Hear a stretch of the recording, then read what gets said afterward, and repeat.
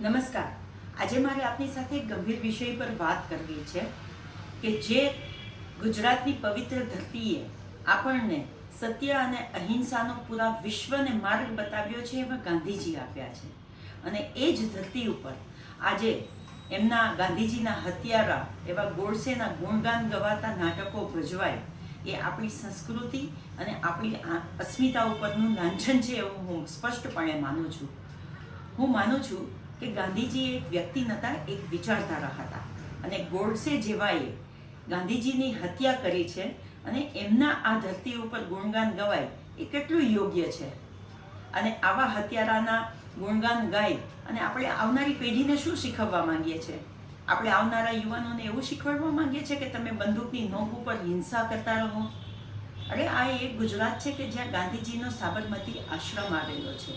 અને આજે વિશ્વમાંથી તમામ લોકો જ્યારે આવે છે અને એ સાબરમતી આશ્રમની અને ગાંધીજીએ કરેલા કામની મુલાકાત લેવા જાય છે, તો જો આવા હત્યારાના ગુણગાન ગવાશે તો પછી આપણા ગુજરાતનું શું નામ રહેશે વિશ્વભરમાં?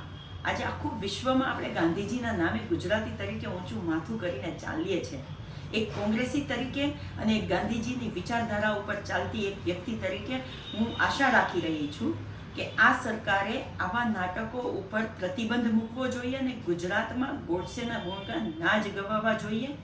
બીજી વસ્તુ મારે સરકારને ખાસ કરીને પૂછવી છે કે આવા નાટકોને તમે મંજૂરી આપી અને તમે શું સાબિત કરવા માંગો છો? કે તમે ગાંધીજીના વિરોધી છો અને શું ગોડસેના પૂજક છો?